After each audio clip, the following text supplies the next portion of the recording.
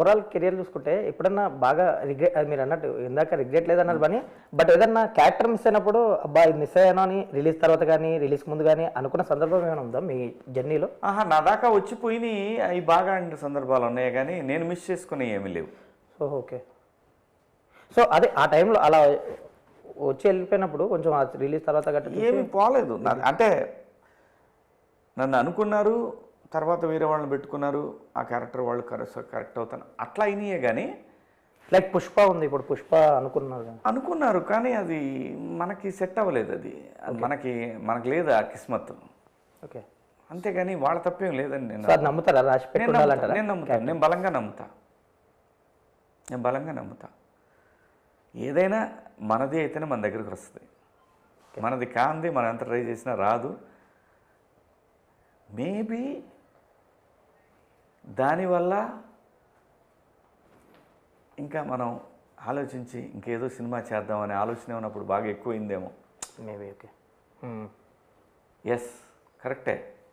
ఎందుకంటే అప్పుడే నేను ఒక రీమేక్ కొనుక్కొని ₹1,00,00,000 సినిమా తీద్దామని, ఆ సినిమాని ఈ విన్ ద్వారా చేద్దామని అప్పుడు వెళ్ళే బాబునెడ్డి గారి దగ్గరికి. చూడండి, డాట్స్ అలా కనెక్ట్ అవుతూ ఉంటాయి లైఫ్లో. అలా వెళ్ళినప్పుడు ఆయన నువ్వు యాక్ట్ చేయి, ఇప్పుడు ఎందుకు సినిమా తీయటం అని అంటే, సరే సార్ మీరు ఇవ్వండి. ఇచ్చారు, వాడు సినిమా ఇచ్చారు, బిగ్ బాస్ వచ్చింది. ఆ తర్వాత బిగ్ బాస్లో చూసి కోర్టులో క్యారెక్టర్ రాశాడు. ఇలా ఇంకా అది అంటే డాట్స్ ఏదో ఉంటుంది. సో ఒక ఫ్లో కుదిరింది మళ్ళీ. లైక్ ఇప్పుడు ఇందాక మీరు రీమేక్ అన్నారు, అది విజయ్ సేతుపతి ఫిలిం, లైక్ తమిళ సినిమా ఏదో రీమేక్ తీసుకున్నారు మీరు రైట్స్ అని, ఏదో ప్రొడ్యూస్ చేద్దాం. 3 సినిమాలు ఉన్నాయి నా దగ్గర, ఒకటి కాదు 3 సినిమాలు ఉన్నాయి రీమేక్స్ నా దగ్గర. ఓకే. నాకు ఇష్టం అండి ప్రొడక్షన్ చేయటం. సో నాకు నచ్చిన స్క్రిప్ట్లు కొద్దిగా డిలే చేసి ఎవరు తీసుకోకపోతే నేను పోయి తీసుకుంటా.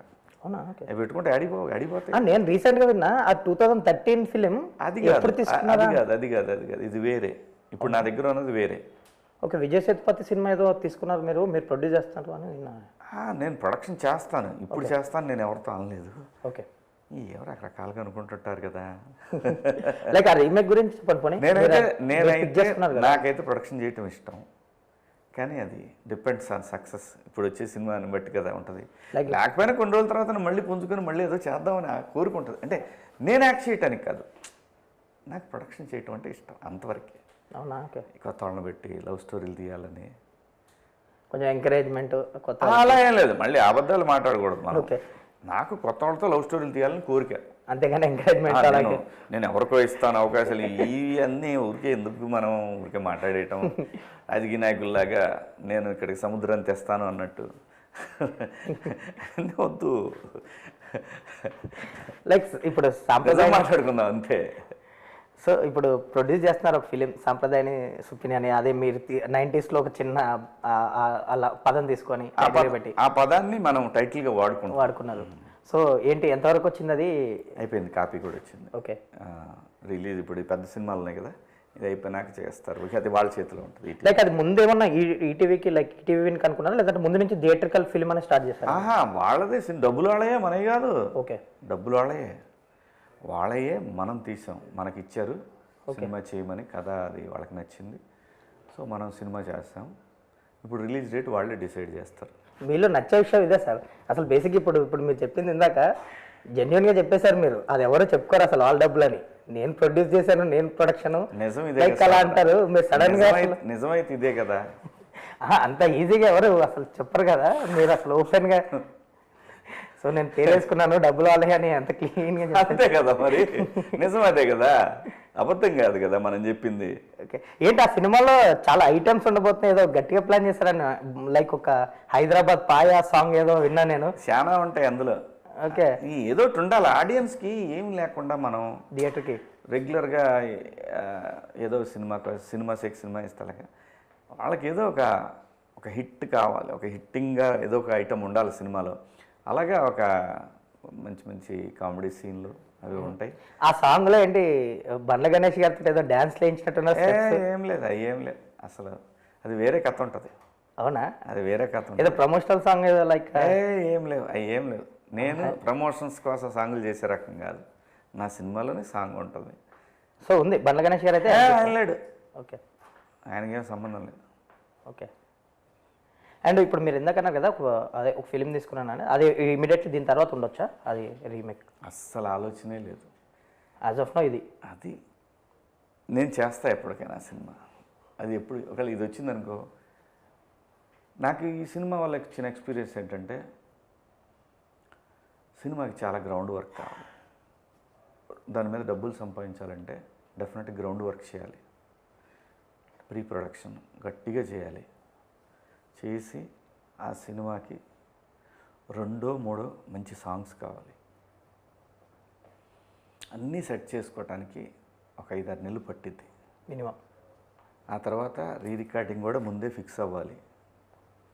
అప్పుడు మనం డేట్ ఇచ్చుకుంటే ఆ డేట్కి సినిమాని రిలీజ్ చేయగలం.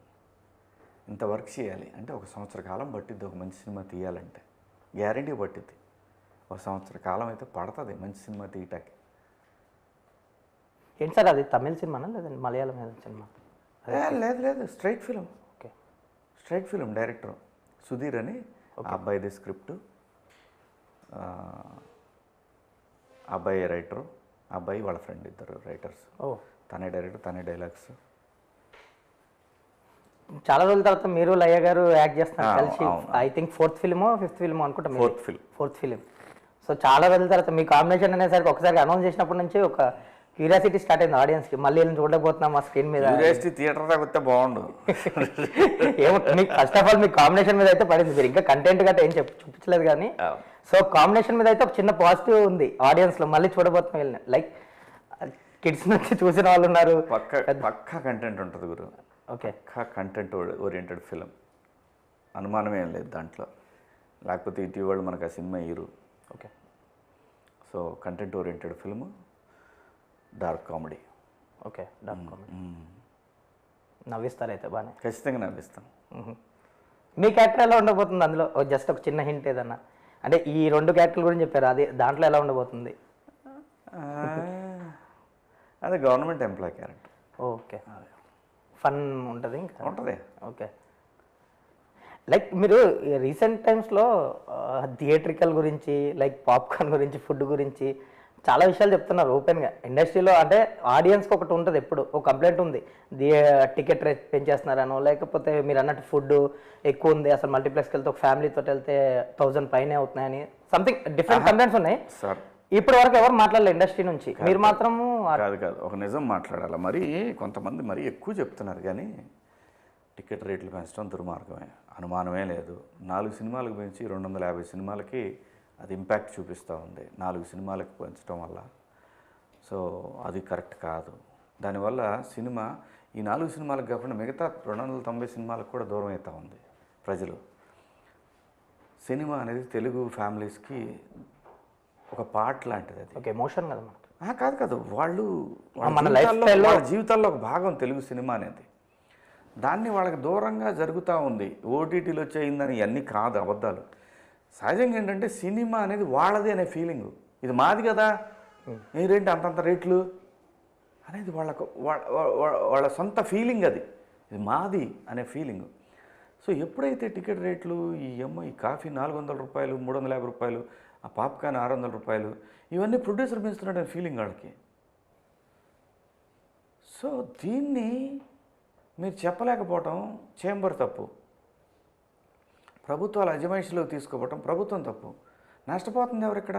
అల్టిమేట్గా ఆడియన్స్ దూరం అయిపోయి ప్రొడ్యూసర్ దూరం అవుతున్నాడు, సినిమా ఇండస్ట్రీ దూరం అవుతుంది ఆడియన్స్కి కదా. నిజంగా ఈరోజు మల్టీప్లెక్స్లో ఒక 4 వెళ్తే 4 800 రూపాయల టికెట్లు. వాళ్ళు ఏదైనా పాప్కార్న్ తినాలనుకుంటే దానికి ఒక 400 రూపాయలు పెట్టాల్సి వస్తుంది. 4 400, ఒకళ్ళు 100 రూపాయలు పే చేయాల్సి వస్తుంది దానికి. అదే కూల్ డ్రింక్ తాగాలంటే 4 400 అవుతుంది. అదే కాఫీ తాగాలంటే 4 400, 4 1600 అవుతుంది. కానీ అందరూ ఈ చేయరు కాబట్టి మరీ 15,000 16,000 అవుతుందని మాటలు మాట్లాడేవాళ్ళు కూడా ఉన్నారు ఇక్కడ.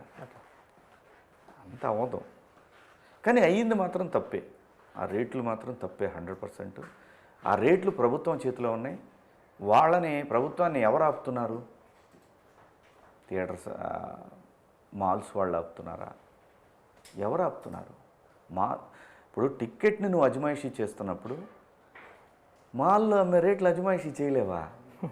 ఆ వ్యవస్థ కంప్లీట్ మీ కంట్రోల్లో ఉంది. సినిమా టికెట్ రేటు అనేది మాత్రం అమానుషమే.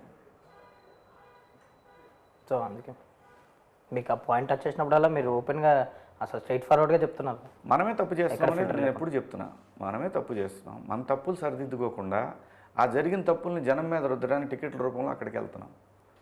మన దగ్గర ఒక 100 రూపాయలు అంటే 30 రూపాయలు వేస్ట్గా పోతున్నాయి. ఈ 30 రూపాయలని కంట్రోల్ చేసుకోవట్లేదు కదా మీరు. ఆ 30 రూపాయలు వాళ్ళ దగ్గర వసూలు చేద్దాం అనుకుంటున్నారు మీరు ఆడియన్స్ దగ్గర. అది మన నిర్లక్ష్యం. మన నిర్లక్ష్యాన్ని ఆడియన్స్ మీద రుద్దితే ఎలాగా? ట్రూ. Which is true. అది ఎలా పోతుంది అంటే అది మనం చూసుకోవాలా.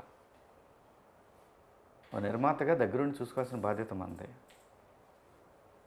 ఎందుకంటే మార్కెట్ లేకుండా ఏ హీరోకి ఇవ్వరు, ఏ డైరెక్టర్కి ఇవ్వరు.